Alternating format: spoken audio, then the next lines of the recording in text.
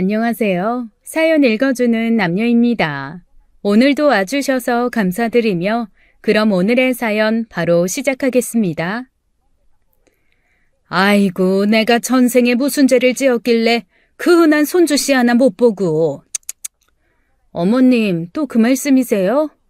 아휴, 어쩔 수 없는 걸 어떻게 하라는 말씀이세요? 너는 어떻게 된 애가 뭘 잘했다고 큰 소리냐? 응? 애 못 낳는 게 무슨 큰 벼슬이라도 되니? 허이구 내 팔자야. 팔자 한번 더럽게 드세네. 어머님, 그렇게 속상해 하신다고 아이가 갑자기 생기는 것도 아닌데 그만하세요. 시어머니의 막말에 저는 또 한 번 속이 쓰려왔습니다. 한두 번도 아니고 이렇게 가슴에 비수를 꽂는 말을 왜 이렇게 자주 하시는지 모르겠어요. 제가 남편과의 사이에 아이가 생기지 않아 정말 별의별 노력을 다했었는데 그 와중에 가장 힘들었던 부분이 바로 시어머니의 이런 상처받는 말이었습니다. 누구는 뭐 아이를 안 갖고 싶어서 안 갖는답니까? 안 해본 것 없이 노력해도 생기지 않는 것을 저보고 어쩌라는 말인지 모르겠어요. 시어머니의 성격은 조금 유별나긴 했습니다. 결혼을 하려고 인사를 몇 번 드리러 왔을 때도 제 남편보다는 남편의 여동생인 신우를 더 챙기는 게 눈에 빤히 들여다 보였죠. 남편보다 6살이나 어린 신우였기 때문에 아직은 어려서 그런가 보다 하며 넘어갔었는데 나중에 알고 보니 단지 그 이유 때문만은 아니었어요. 제가 사온 맛있는 애플망고를 까서 신우에게 많이 먹으라며 신우 앞에 떡하니 접시를 놓고 포크로 찍어다 주기도 했고 식사를 할 때에도 갈비나 잡채 같은 특별한 음식들은 신우 앞에 가까이 놓으셨죠. 그러면서 어찌나 신우한테 애기처럼 대하시던지 보는 제가 다 불편할 정도였습니다. 아이고 우리 애기 잘 먹는다. 잘 먹어. 그렇게 맛있죠요? 엄마는 참 내가 무슨 애기라고. 창피하니까 그런 말 좀 하지 마. 엄마 눈에는 항상 애기니까 애기라고 하지. 우리 애기, 우리 애기. 아유, 짜증나 정말. 신우와 시모는 서로 티격태격하면서도 서로에게 엄청나게 가까운 사람처럼 보였습니다. 하지만 제 남편은 조금 달랐어요. 남편 성격이 워낙에 말이 많지 않기도 했지만 시어머니와 그렇게 가까워 보이지는 않았습니다. 그 당시 결혼 전인 남편은 제가 가끔 답답해서 물어보는 말에도 그저 아무 일 없다고만 대꾸하곤 했죠. 자기야, 근데 어머님은 자기보다 자기 동생만 너무 예뻐하시는 것 같아. 안 서운해? 응? 에이, 뭐 그런 걸로 서운해. 아니야.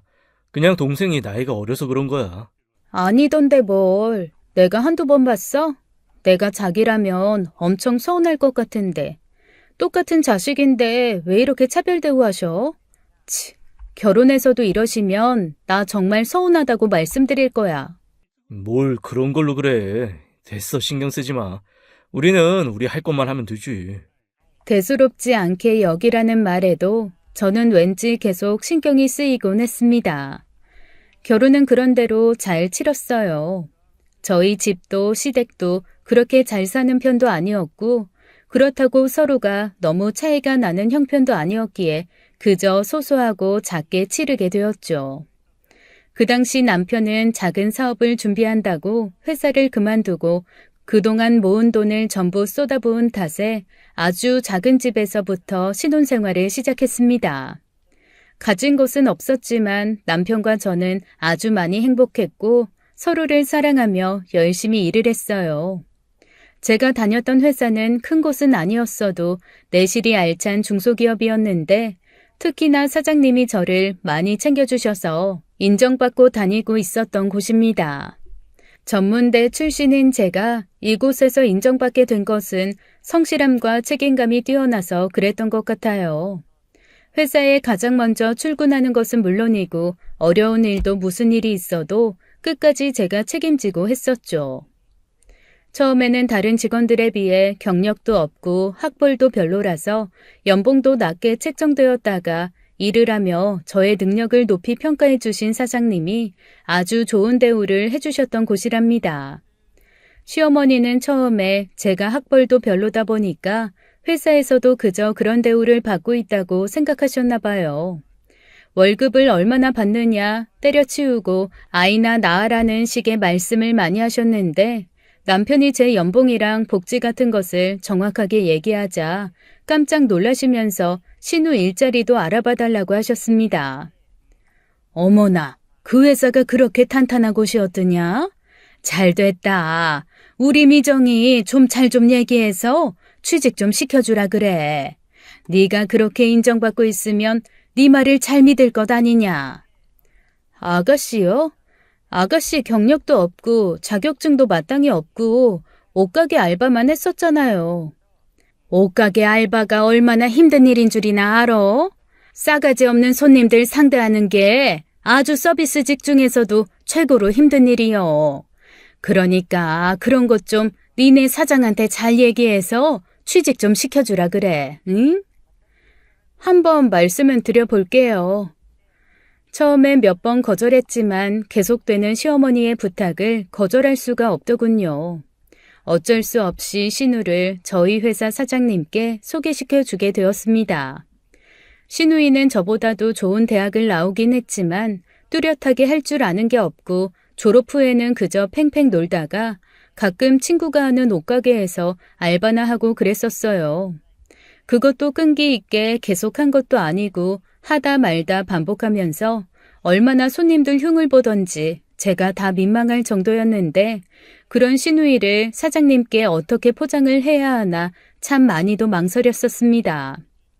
그래도 사장님은 저를 믿으시고 신우에게 작은 일거리부터 시작해서 수습사원의 기회를 주셨어요.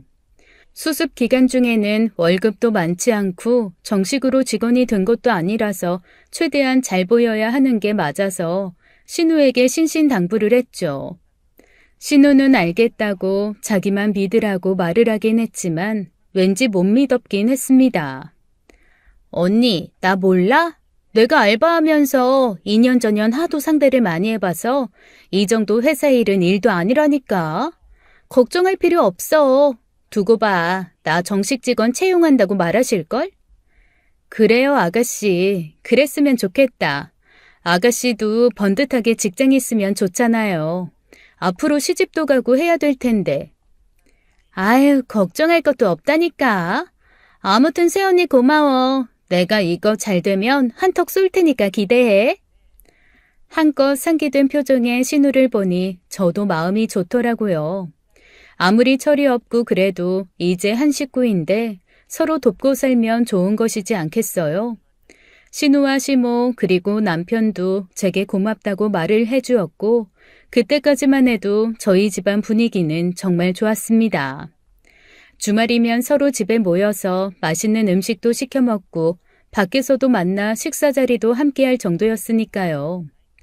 먼저 시집간 제 친구들은 시댁 식구들하고 친하게 지내면 안 된다, 처음부터 거리를 두고 지내야 한다고 그렇게 잔소리를 했지만 저는 그저 그런 것 상관없이 친하게 지내면 좋은 줄만 알았습니다. 신우는 3개월의 수습기간을 부여받고 열심히 다니는 것처럼 보였으나 점점 그 특유의 성격이 드러나기 시작했어요. 꼭 월요일 아침이 되면 출근 시간을 지키지 못하고 푸석한 얼굴로 뒤늦게 나타났고 오전 내내 거의 반송장처럼 멍하니 있으면서 일처리도 제대로 하지 못했습니다. 당연히 사장님과 다른 직원들이 보기에는 못마땅할 수밖에 없었고 저는 참다 신우를 따로 불러내 따끔하게 충고를 하기도 했어요. 그러면 신우의 입에서는 술 냄새가 진동을 했고 자기가 다 알아서 한다면서 시끄럽다고 제발 좀 그만하라고 말을 잘라버렸죠. 다른 건 몰라도 제가 소개시켜준 회사에서 이 모양으로 하는 것은 진짜 아니라고 생각했어요. 어떻게 일도 제대로 배우지도 못한 상태에서 무책임하고 불성실한 모습까지 보이는지 저로서는 납득이 가지 않았죠. 두어 달 그렇게 지켜보시던 사장님은 저를 따로 부르셔서 신우를 직원으로 채용하기에는 조금 힘든 부분이 있다는 말씀을 하셨고 저는 결국 신우와 시모가 다 같이 모인 자리에서 이 얘기를 정확하게 했습니다. 저기 어머님, 아가씨, 회사에서 조금 힘들다고 말씀하시네요. 아무래도 신우와 저희 회사가 맞지 않는 것 같아요. 다른 자리를 알아보는 게 어떠세요? 뭐야? 얘, 어쩜 그렇게 무책임하게 말을 하니? 신우가 달랑 하나뿐인데 그거 하나 제대로 못해줘? 우리 애가 뭘 그렇게 잘못했다고 사람 무자르듯이 싹둑 자른다니? 어머님, 그게요. 아가씨가 출근 시간도 너무 늦고 일도 제대로 배우려 하지 않고 그러니까. 어머나? 세상에, 얘가 생사람 잡네. 출근 시간 가끔 늦은 거는 차가 막히고 전날 너무 아프고 그래서 그런 거 아니니? 그런 일이 있으면 네가 좀 잘 얘기해줘야 되는 거 아니야? 손윗 사람이 돼가지고는 어쩌면 그런 아량도 없어? 내가 그래서 너한테 부탁한 거지 왜 부탁했겠어? 그래도 이건 제 마음대로 되는 일이 아니잖아요. 어머님, 그러지 마시고. 됐다 됐어. 어머, 제 인정머리 없는 것 좀 보게나. 아이고, 잘났네 잘났어. 알겠으니까 그만해. 사람 면전에 두고 너도 참 잔인하다. 시어머니의 반응은 정말 냉담했습니다. 더불어 시누이는 그 옆에서 화가 잔뜩 나서 입을 삐죽거리며 벌떡 일어나 자기 방으로 문을 쾅 닫고 들어가 버렸죠. 남편은 이 모습을 보고 한숨을 쉬며 아무 말도 하지 않았고 저는 도무지 이런 상황이 이해가 되지 않았습니다. 저희 부모님이라면 오히려 어렵게 소개시켜준 회사를 그런 식으로 제대로 못 다닌 것에 대해서 혼을 내셨을 텐데 그저 신우만 감싸고 도는 시어머니를 전혀 이해할 수가 없었어요. 집으로 돌아가는 길에 남편에게 조심스레 신우와 시어머니에 대해서 물어보았더니 예전부터 시누이에 대한 사랑이 각별하긴 했다고 했습니다. 돌아가신 시아버님과 사이에서 누뚱이로 태어나서 엄청나게 많이 사랑받았다고 하더라고요. 근데 한 가지 특이했던 건 그렇게 자식 사랑이 유별나신 시모가 제 남편한테 대하는 모습은 전혀 딴판이라는 것입니다.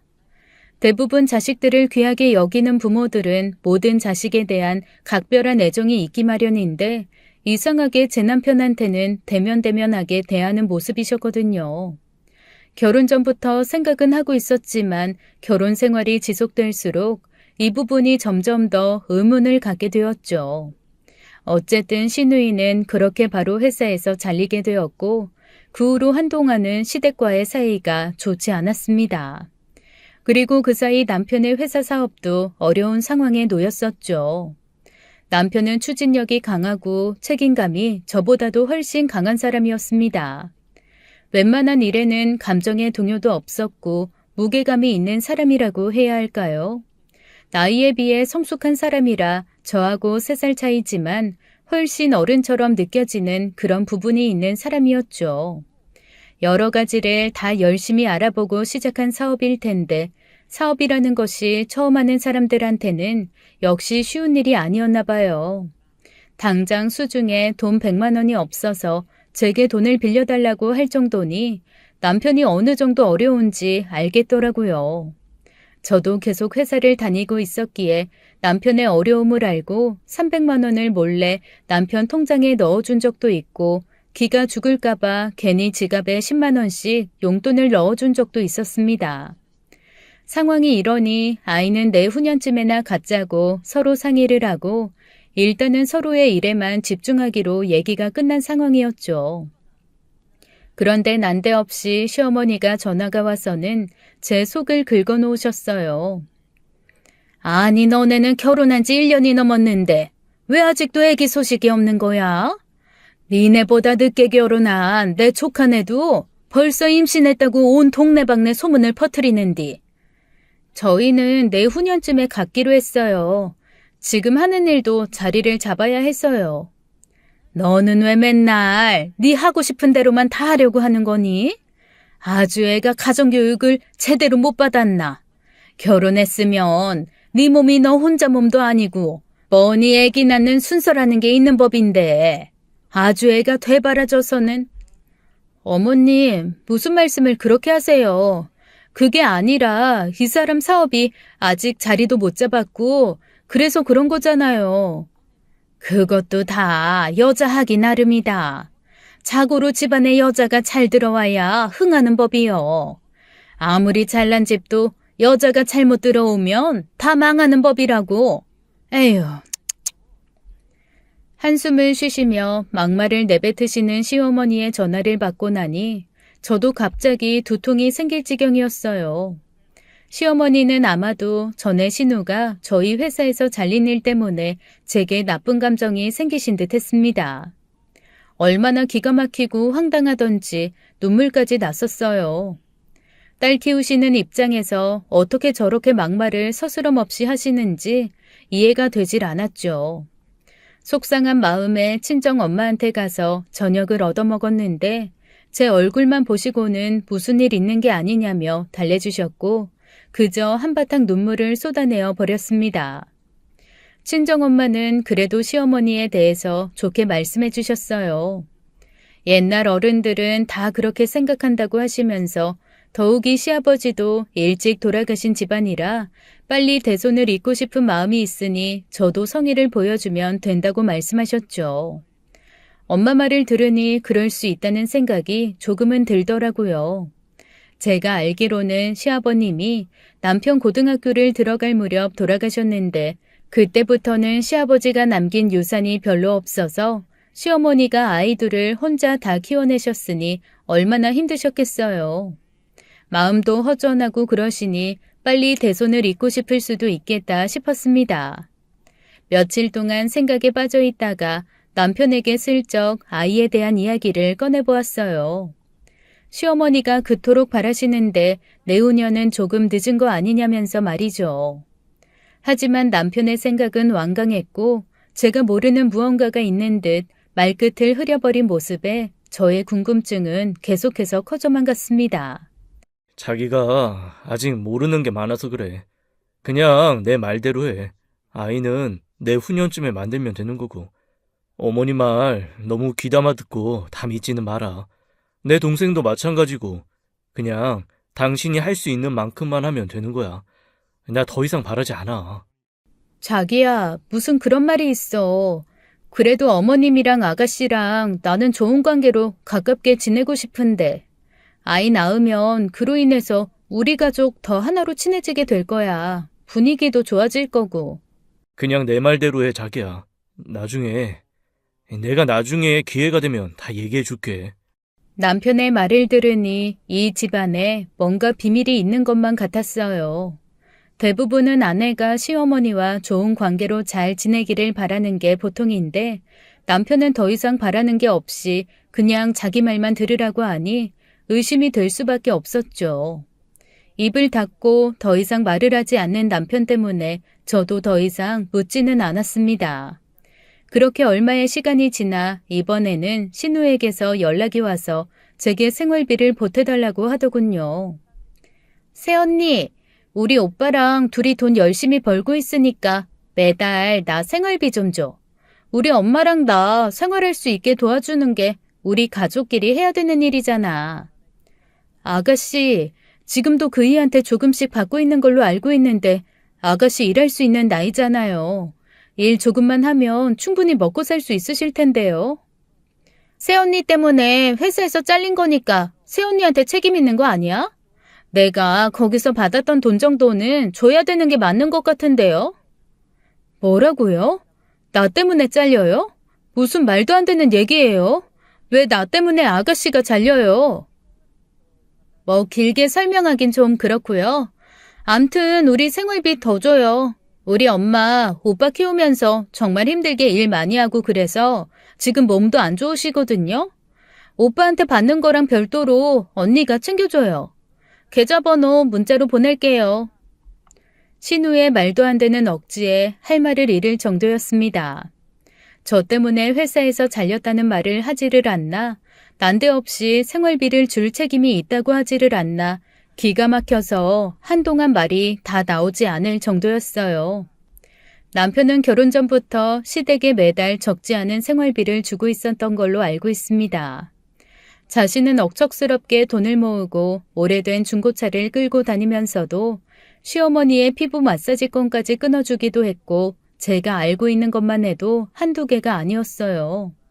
충분히 그 돈으로 아껴가며 살 수 있는데도 시모와 시누의 씀씀이는 점점 더 커졌고 제 남편을 무슨 집안에 돈 갖다 주는 물주 정도로 생각하는 것 같아서 화가 났습니다. 남편은 그럼에도 불구하고 묵묵히 시어머니에게 생활비를 보내주고 있었고 사업이 한창 어려움에 겪었을 때도 친구에게 돈을 빌려서까지 그 생활비를 충당하더군요. 이런저런 이야기를 잘 하지 않는 남편이기에 저도 나중에 통장 내역을 보고 나서야 알게 되었어요. 그걸로 조금 언쟁까지 하기도 했었습니다. 아무리 효심이 지극하다고 해도 이렇게 일방적으로 모든 것을 다 줄 수는 없다는 생각이 들었어요. 시어머니와 시누는 제 남편에게 그렇게까지 하지 않는 것을 아는데 남편 혼자 시댁에 무한으로 베풀고 있으니 좀 바보 같다는 생각도 했죠. 하지만 남편은 그저 아무런 대꾸 없이 또 자신만의 길을 가더군요. 성격상 누가 뭐라고 해도 그저 자기가 생각한 대로 밀어붙이는 스타일이라 제가 더 이상 무슨 말을 할 수는 없었습니다. 저는 시누이가 보내준 계좌번호로 생활비를 더 보내줄까 말까 고민을 한참 하다가 차라리 이럴 바에야 적은 돈이라도 저희 친정과 똑같이 보내주는 것도 괜찮겠다 싶었어요. 그래서 딱 정확히 25만 원씩 시댁과 친정에 동시에 보내주기 시작했고 친정에서는 엄청나게 고마워하시며 주지 말라고 하셨습니다. 반면에 시누는 제게 전화를 걸어 지금 장난하는 것이냐며 따졌었는데 그때는 저도 화가 나서 그만 소리를 버럭 지르고 말았죠. 이 일로 화가 단단히 난 시어머니는 저희 집에 찾아오셨고 급기야 제 남편과 한바탕 말다툼을 크게 했습니다. 내가 너를 이렇게 키웠니? 네 아버지 돌아가시고 내가 너를 거둬줬으면 나한테 이렇게는 못하지. 네 아버지 꿈이 뭐였냐? 대를 이어달라고 그렇게 너한테 부탁했는데 그거 노력도 안 하면서 꼴랑 돈 25만 원을 보내서 사람을 비참하게 만들어? 야, 내가 너한테 잘못한 게 뭐냐? 제가 무슨 이 집 돈줄이에요? 고등학교 때부터 미친 듯이 돈 벌어서 이 집 생활비 된 사람이 누군데요? 그래요. 감사합니다. 저 거둬준 것만으로도 정말 감사하네요. 뭐야? 이놈이 정말 배은망덕한 놈.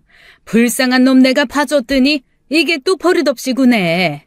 이놈의 자식 어렸을 때부터 눈 부릅뜨고 말대꾸 하더니만 또 그래 또.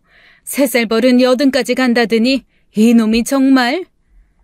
평소에 별말 하지 않던 남편도 이날은 화가 났는지 시어머니에게 큰 소리로 대들며 말을 하더라고요.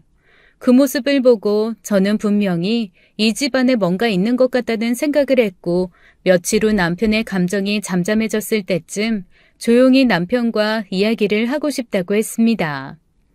남편은 그동안 감추고 있던 얘기들을 쭉 나열하기 시작했어요. 사실 어머니, 나를 낳아주신 분이 아니야. 그러니까 우리 엄마 죽고 나서 새엄마로 들어오신 거지. 말 못해서 미안하다. 이런 거 결혼 전에 얘기해줬어야 하는 건데 내 동생은 어머니 들어와서 우리 아버지랑 같이 낳은 자식이고. 그랬구나 자기야. 나는 전혀 몰랐네. 자기 많이 힘들었겠다. 근데 그거 알아? 우리 아버지가 나한테 부탁하는 게 딱 2가지가 있었는데 하나는 어머니하고 동생한테 그래도 감사하게 사는 거, 그리고 또 하나는 자식 낳아서 아버지 대 이어주는 거. 나 사실 어렸을 때부터 어머니한테 많이 맞고 혼나고 자랐어. 처음에는 그런 어머니가 너무 싫어서 가출도 하고 대들기도 했는데 아버지가 부탁하는 얘기 듣고 마음 고쳐먹기 시작한 거지. 어머나, 많이 맞았었어? 어떻게 그런 일이 있을 수가 있어? 아버님은 그럼 당신이 이런 거 다 아셨어? 우리 아버지는 잘 모르지.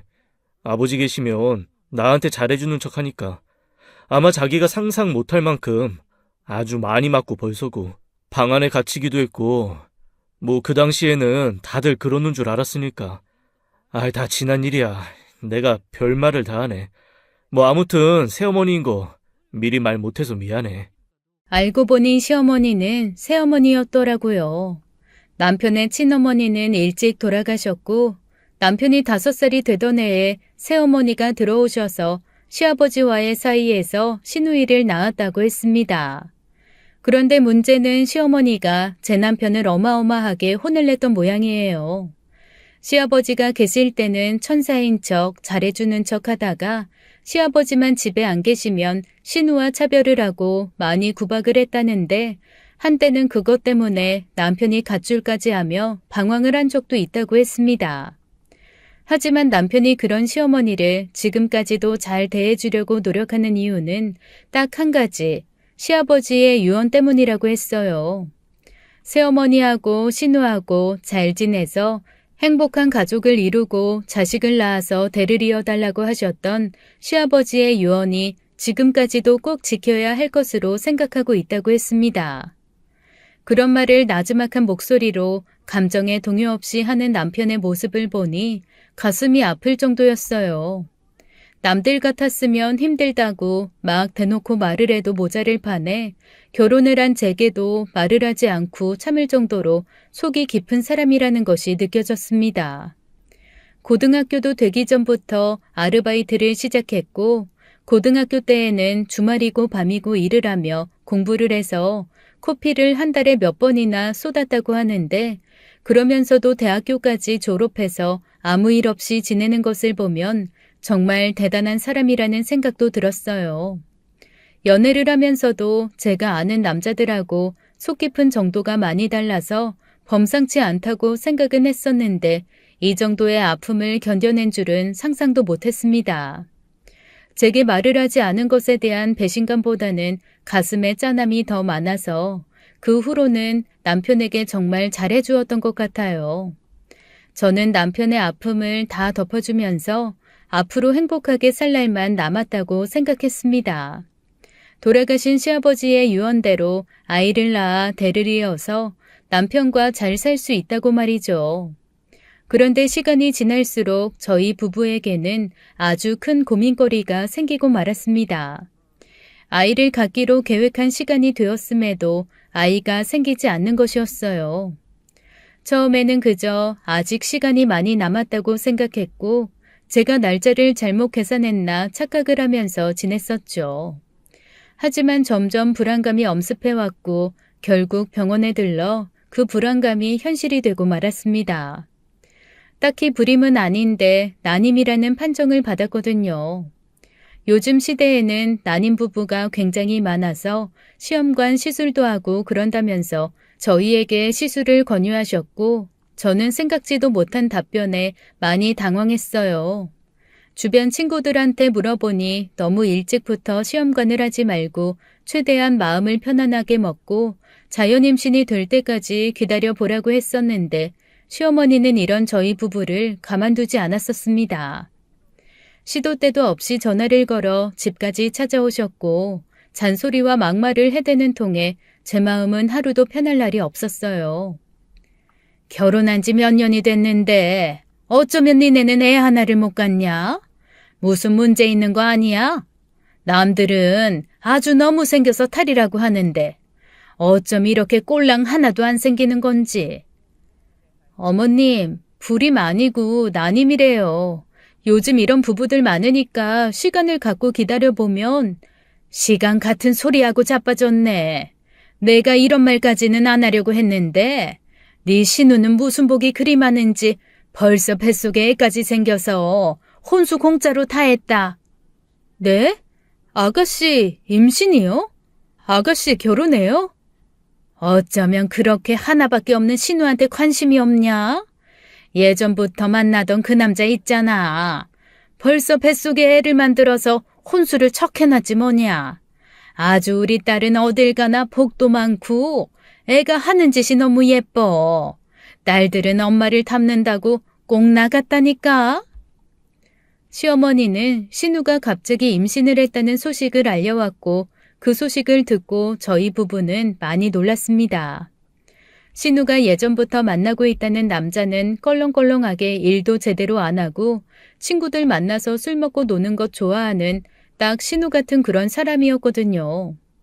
남편은 은근히 신우가 남친과 헤어졌으면 좋겠다는 뜻을 내비치기도 했었는데 그런 신우가 남친의 아이를 임신했다고 하니 걱정이 될 수밖에 없었죠.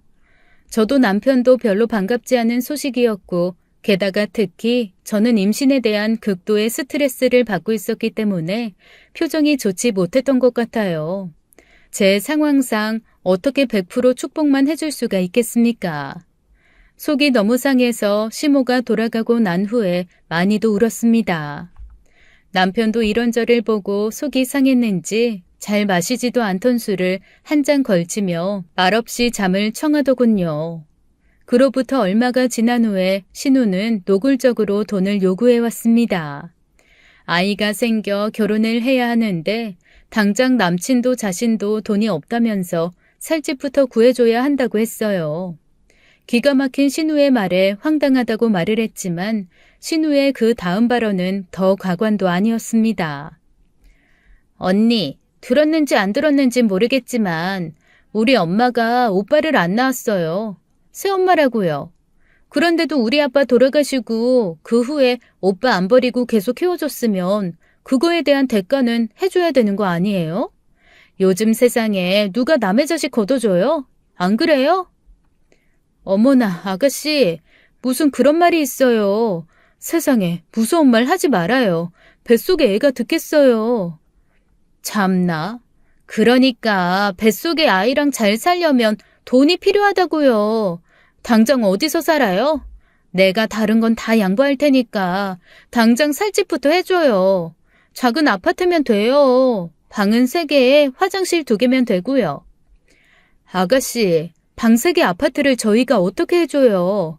아직 이 사람 사업도 안정이 안 돼서 저희도 힘들다고요. 괜한 억지 부리지 말아요. 살 집은 아가씨 결혼할 남자 집에서 해줘야 하는 거잖아요. 신우의 억지에 할 말을 잃어버릴 정도였습니다. 하지만 남편은 얼마 후 정말 대출을 무리하게 받아서 신우에게 빌라 전세를 해주었죠. 남편의 깊은 뜻을 저는 도무지 헤아릴 수 없었지만 또 그렇게까지 하는 남편을 차마 말릴 수는 없었습니다. 신우는 그곳에서 신혼살림을 차렸고 남편의 사업은 그 이후로 점점 상승세를 타고 갔어요. 1년이 지난 후에 저는 오히려 그때 신우의 집을 마련해 준 것이 저희 부부에게 좋은 운이 온 것이라는 생각이 들 정도였습니다. 그렇게 힘들고 불안정했던 사업이 어느 순간 확 트이면서 그 후부터는 엄청나게 상승 곡선을 탔거든요. 저도 회사에 열심히 다니고 남편의 사업까지 잘 되다 보니 정말 경제적으로는 앞날이 훤히 밝았었죠. 남편은 얼마 지나지 않아 신우에게 해준 집담보대출을 싹 갚았고 곧이어 건물과 토지도 사서 노후를 준비해야 한다고 말했습니다. 남들보다 보는 시야도 넓어서 사지 말라고 하던 건물을 사서 돈이 올랐고 이런저런 운도 트였던 시기인 것 같아요. 진짜 아무것도 부러울 것 없이 살던 저희 부부는 단지 하나 아이만 가졌으면 소원이 없다 생각하며 살았습니다. 조금 기다려도 아무 소식이 없자 시험관 시술을 하러 병원을 다녔고 10번도 넘는 시술을 하며 몸도 마음도 참 많이 상했었어요. 친정엄마는 전국에서 소문난 한의원을 찾아다니며 임신이 잘 된다는 약을 지어오셔서 제게 갖다 주셨고 민간요법이며 부적이며 하실 수 있는 것은 다 해주시며 적극적으로 도와주셨습니다. 하지만 몇 년이 지나도 감감무소식이었죠. 집터가 좋지 않다는 무당의 말을 듣고는 남편 사업체와 가까운 넓은 곳으로 이사를 했고 그곳에서 시키는 대로 가구를 배치하고 이것저것 다 해보았는데 임신이라는 건 하늘이 점지해주나 봅니다. 남편도 저도 지칠 대로 지쳐 지나가는 아이가 너무 예뻐도 쳐다보지 못할 정도로 마음이 다쳐가고 있을 때쯤 신우가 제게 아이를 맡기더군요. 신우는 예전부터 술 마시고 노는 것을 좋아하는지라 아이가 있으면 그게 안 된다고 하면서 저희 집에 가끔씩 찾아와서 아이를 맡겼습니다. 신우 아이는 딸아이였는데 성깔이 조금 있긴 해도 맑은 눈망울을 가진 천사 같은 아이였죠. 거절을 할 새도 없이 후딱 저희 집에 아이를 내려놓고 가버렸고 새벽 3, 4시쯤 되어서야 집으로 왔어요. 새벽에 벨을 누르는 게 너무 시끄러워서 비밀번호를 알려주었는데 그때부터는 아주 제 집 드나들듯이 저희 집에 드나들더군요. 하다못해 저희 부부가 주말에 여행을 갔을 때도 저희 집에 와서 온통 어질러 놓고 배달 음식까지 시켜 먹고 가고 마치 자신의 집인 양 친구들을 초대해서 무슨 파티 같은 것도 한 적이 있었습니다. 너무 기가 막히고 황당한 일들의 연속이었지만 저는 그때 마음을 다잡았어요.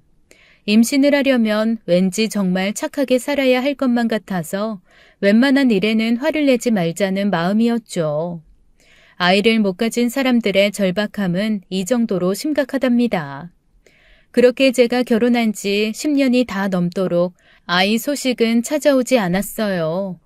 하늘도 무심하시지 어떻게 남들에게 다 주시는 아이를 저희 부부에게는 주시지 않는 건지 원망도 참 많이 했던 것 같습니다. 남편도 저도 서로 일에만 집중했고 예전만큼의 사랑 노름 따위는 하지 않게 되었어요. 그리고 왠지 모르게 조금 멀어지는 느낌도 들었습니다. 사람이 나이를 먹으면 아이 보는 낙에 산다고 하더니만 저희 집엔 아이가 없으니 왠지 사는 재미가 없다고 해야 할까 그런 분위기였죠. 신우는 그 사이 남편이 바람이 나서 이혼을 하게 됐고 시어머니는 그게 바로 다 제 탓이라며 화풀이를 해대셨어요. 집안에 여자 하나 잘못 들어와서 이게 다 무슨 꼴이야. 아주 그냥 내가 체명이 못 산다 못 살아. 애 하나 못 낳는 여자 때문에 지혜비 유언도 못 들어주는 놈. 에휴.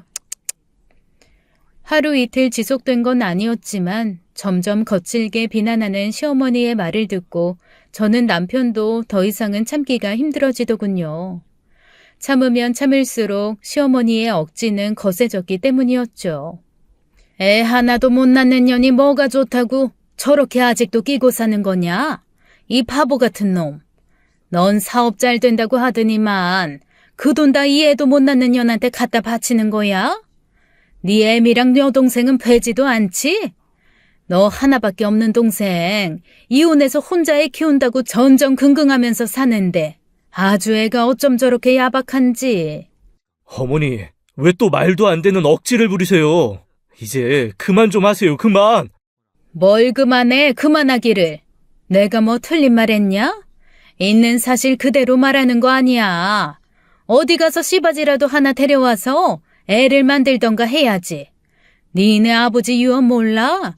형제 없이 홀로 외롭게 자라서 그렇게 대 좀 빨리 이어달라고 유언까지 하셨는데 그거 하나를 못 지키고 네가 그러고도 아들이냐? 응? 어머니, 그만 좀 하시라고요. 이 사람도 저도 힘들어요. 누구는 애 안 낳고 싶어서 안 낳아요? 그게 아니잖아요.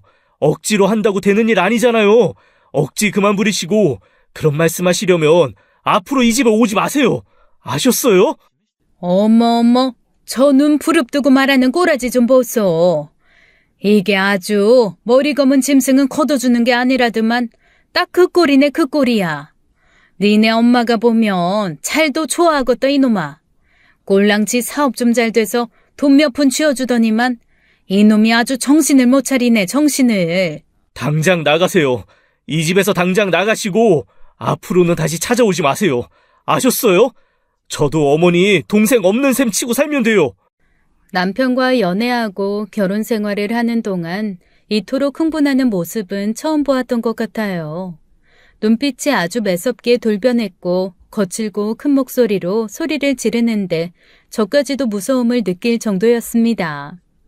가지 않겠다던 시어머니와 신우를 거의 반강제로 나가라고 내쫓은 남편은 화가 다 가시지 않았는지 한참을 씩씩거리며 있었고 결국엔 눈물까지 쏟아내더군요. 저는 그런 남편을 말없이 안아주었습니다. 저도 참 마음이 아팠는데 남편은 오죽하겠어요. 그 후로 남편은 시어머니와 신우에게 연을 끊고 살자고 말을 했고 그동안 자신을 버리지 않고 키워준 값이라며 수천만 원에 이르는 돈을 시어머니에게 이체해 주었습니다. 돈과 자식의 연을 바꾸자는 남편의 매정한 말에도 시어머니는 아랑곳하지 않고 오히려 좋아하는 듯 보였어요. 하긴 애초에 남편에 대한 애정이 없었기도 했지만 말이죠. 정말 제가 생각해도 너무 불쌍한 남편을 저는 평생 옆에서 많이 사랑해주자고 다짐했습니다. 가족의 사랑이 너무나도 그리울 남편에게 저와 친정이 도움이 될 수 있다면 무한한 도움을 주자고 생각했어요. 돈을 잘 벌고 남들이 보기에 부러워해도 항상 그리움이 가득한 남편의 두 눈을 볼 때면 제가 다 마음이 아프기도 했습니다. 남편은 그 후로 더욱 일에 매진했고 남들처럼 아이로 인해 돈이 들어갈 곳이 없다 보니 저도 남편도 차곡차곡 돈을 많이 모으게 되었어요. 특히나 남편은 운이 좋게도 사업이 너무나 잘 되고 샀던 땅도 돈이 올라서 현금을 10억 가까이 모을 수 있었습니다. 그리고 나중에 생길 아이를 위해 서울에 있는 30평대 아파트를 하나 마련해 둔다고 하더니만 정말 남편은 그 목표를 이루게 되었죠. 모든 것을 다 이루었다 생각했는데 막상 그 중심에 있어야 할 아이가 없으니 마음이 이만저만 속상한 게 아니었어요. 그러던 어느 날 청천벽력 같은 일이 벌어지고 말았습니다. 너무나 건강하게 열심히 살고 있던 남편에게 믿을 수 없는 교통사고 소식이 전해졌어요. 불법 음주운전을 하던 차량으로 인해 남편이 그 자리에서 세상을 떠났죠. 처음 병원에서 그 전화를 받았을 때는 전화가 잘못 걸려온 줄 알았어요.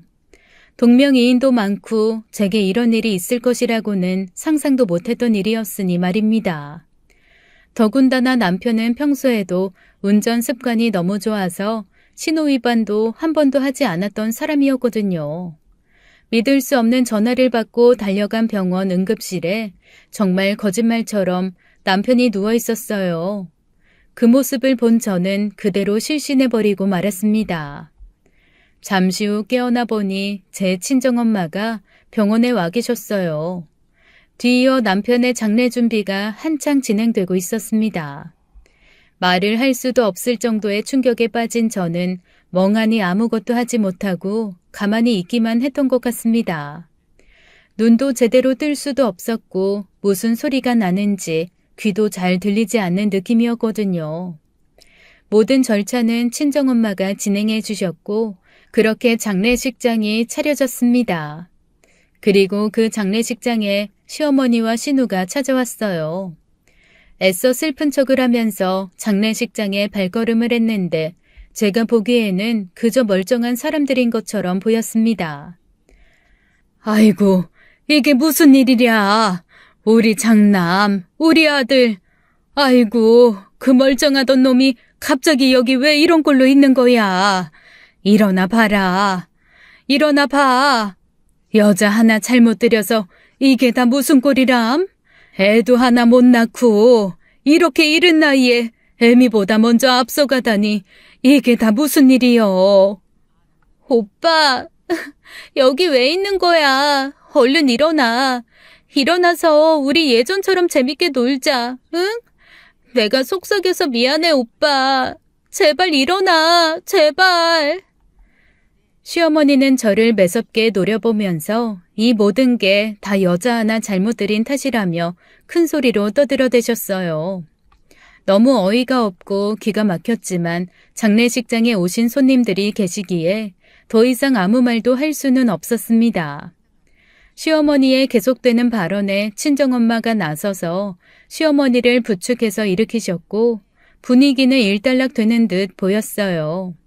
잠시 후 조금 감정이 진정되는 듯 보인 시어머니와 신우는 장례식장 자리를 지키며 손님들에게 음식도 날라주며 열심히 일을 하는 것 같았죠. 그래도 자기가 낳지는 않았지만 미운정 고운정 다 들어서 진심이시구나 하며 제가 생각을 잘못했다고 느낄 정도로 보이기까지 했습니다. 저 역시 시어머니와 신우가 매우 불편하긴 했지만 그래도 자기 자식 장례식장에 와 있는 시어머니를 내쫓을 수는 없어 지켜보기만 하고 있었어요. 그런데 밤이 되고 손님들이 돌아가자 시어머니는 제게 본인의 속내를 여지없이 밝히셨습니다. 너 내 아들 여태껏 뼈 빠지게 번 돈으로 혼자 호의호식 할 생각하니 기분 좋지? 어머님, 그게 무슨 말씀이세요? 제발 말도 안 되는 억지 좀 부리지 마세요. 나 그 꼴은 못 본다. 내 아들이 번 돈 나한테 다 보내. 엄연히 내가 키워준 값도 있으니 그거 내 목도 있는 거 아니냐? 니네가 뭐 물려줄 자식이 있기를 해, 뭐가 있기를 해? 그 돈 다 네가 뻔뻔하게 쓸 꼴을 내가 어떻게 보냐? 네? 어머님, 제발 그런 소리 하지 마시고 집으로 돌아가세요. 여태껏 연 끊고 지내셨다가 갑자기 나타나서 그게 무슨 소리예요? 말도 안 되는 소리 좀 제발 그만 좀 하시라고요. 저기 누워서 다 듣고 있을 그의 생각도 좀 하시라고요. 아이고 뻔뻔한 것.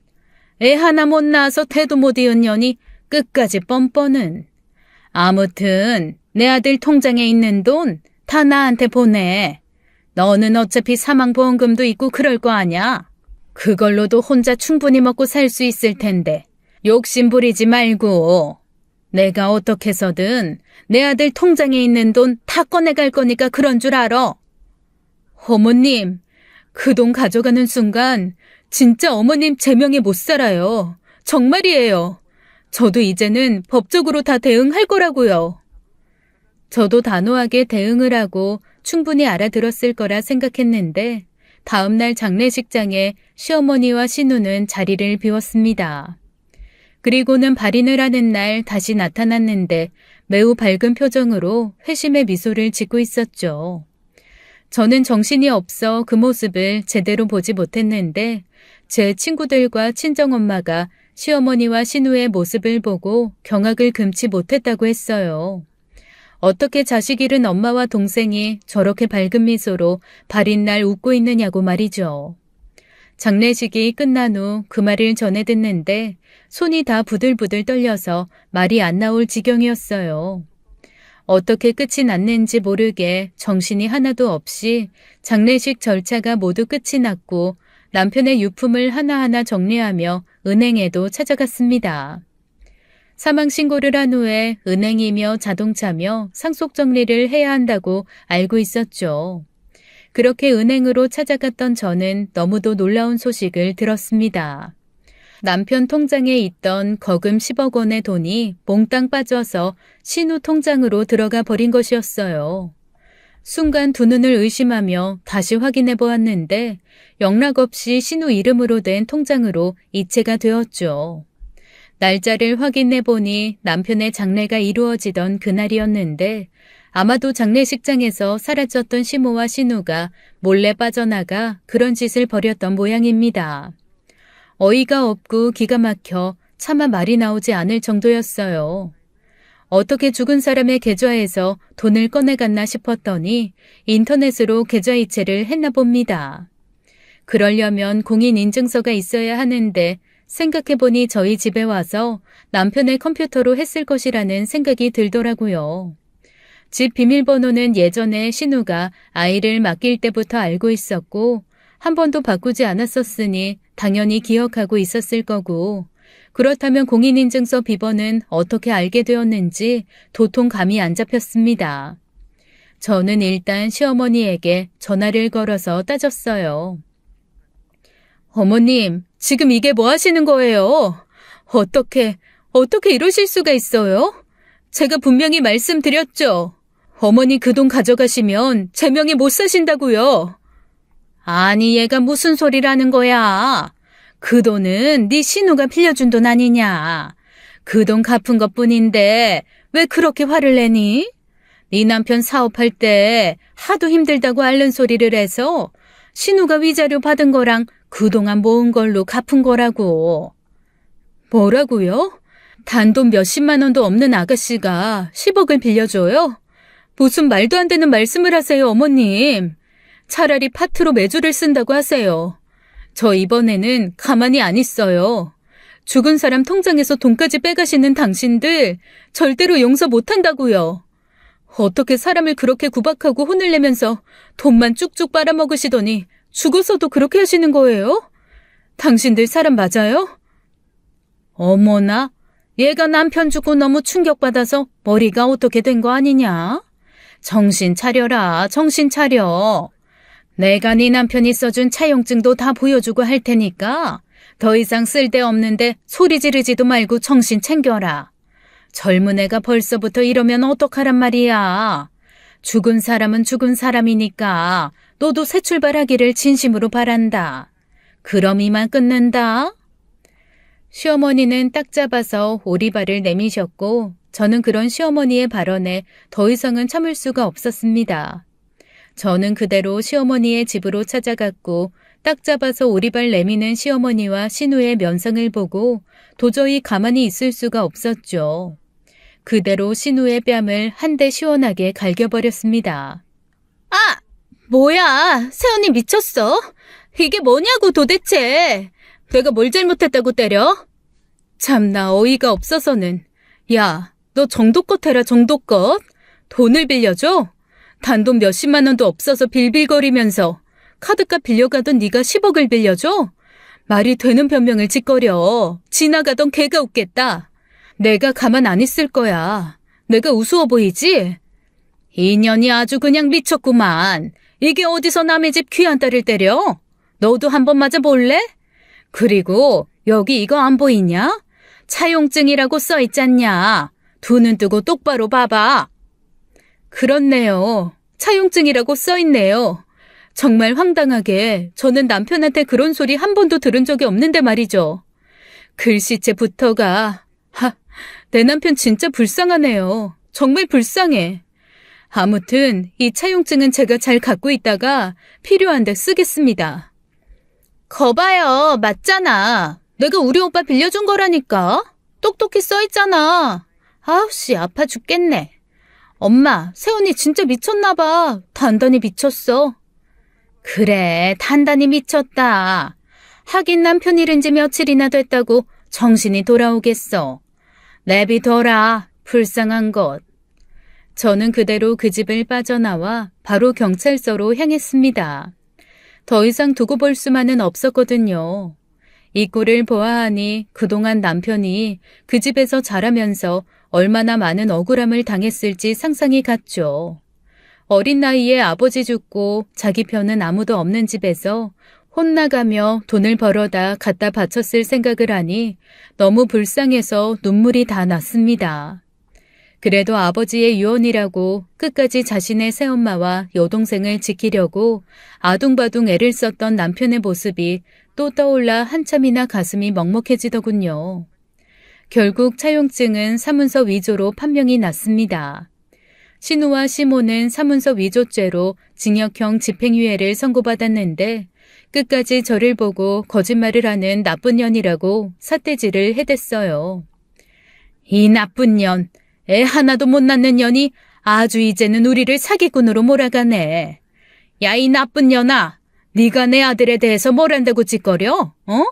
아주 멀쩡한 우리 집에 들어와서 탐망하게 하고 내 아들까지 뺏어간 년. 말씀은 제대로 하세요. 아들을 뺏은 게 아니라 아들이 주는 돈을 더 이상 못 받아서 그러시는 거 아니에요? 애는 뭐 저 혼자 만드나요? 안 생기는 걸 어쩌라고요. 씨바지까지 드리라는 말, 나중에 아가씨 새 결혼해서 그런 말 꼭 듣고 살기를 바랍니다. 이 년이 아직도 정신을 못 차렸네. 내 딸이 왜 그런 말을 들어? 애만 잘 낳고 사는데. 내 딸이 너 같은 줄 알아? 가정교육도 못 배운 게 어디 우리 집안에 들어와서 이 꼴로 만들어? 가정교육이요? 당신 딸 가정교육부터 시키고 말하세요. 아직 정신을 못 차리신 것 같은데 그럼 인신공격 하신 것들 다 녹음해서 명예훼손으로 고소 한번 더 해드려요? 이만 했으면 정신 차렸을 법한데. 어머? 야, 너 내가 보자 하니까 어디서 우리 엄마한테 그딴 식으로 말해? 너 죽어볼래? 내 손에 죽어볼래? 무식한 게, 애도 못 낳는 게, 입만 살아가지고. 그래, 나 입 살았으니까 앞으로는 이 입으로 바로 경찰로 가서 고소할 줄이나 알아. 더 이상 나한테 까불면 다 작살내버린다. 알았어? 속이 다 시원할 정도로 퍼부어 버리고는 그 다음부터 시어머니와 신우에게 오는 전화도 받지 않았어요. 정신을 못 차리고 그 후에도 몇 번이나 문자로 폭언과 협박을 일삼던 신우는 경찰에 신고로 연락을 받아 잠잠해지더군요. 몇 달 후에 들려온 소식으로는 생활비 때문에 신우가 호프집에서 저녁에 일을 한다고 했습니다. 제 친구가 갔던 호프집에서 신우가 일을 하고 있었는데 그곳에서도 손님하고 시비가 붙어 시끄럽고 난리도 아니었나 보더군요. 아무튼 사람은 고쳐 쓰는 게 아니라고 하더니 딱 그 말이 정답인 것 같습니다. 그 후로 저는 한참을 생각해 보니 남편의 공인인증서 비밀번호가 아무리 생각해도 의문이었어요. 신우와 시모가 어떻게 남편의 비밀번호를 알아냈을까 고민하고 또 고민해 보았죠.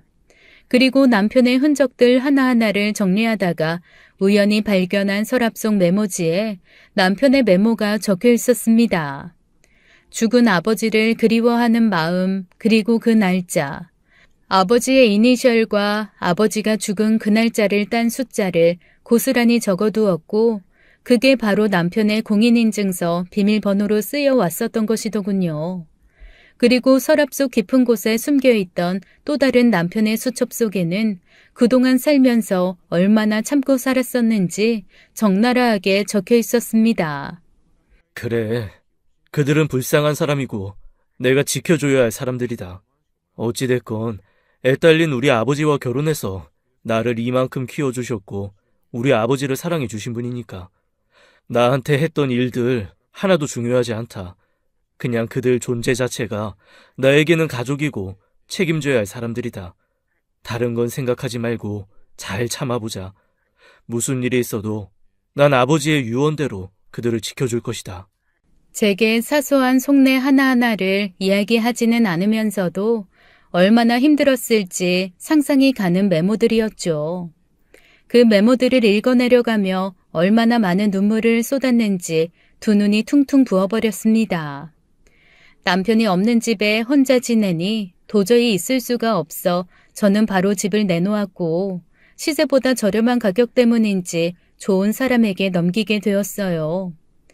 혼자 살면서 그렇게 큰 집은 필요 없어 도심에서 생활하기 좋은 작은 주상복합 아파트로 이사를 갔고 그곳에서 조금씩 마음을 다잡으며 살아가려고 노력했습니다. 때때로 밤새 한숨도 못 자고 뜬 눈으로 밤을 지새운 적도 있었고 남편과의 추억이 떠올라 예전 사진과 영상들을 보며 밤새도록 운 적도 있었어요. 하지만 산 사람은 산다고 시간이 지나니 조금씩 저도 현실에 적응이 되었습니다. 정신과에 다니며 수면제 처방도 받았고 저와 비슷한 아픔을 겪은 사람들의 모임에도 나가며 저는 점점 바깥 세상으로 나올 수 있었어요.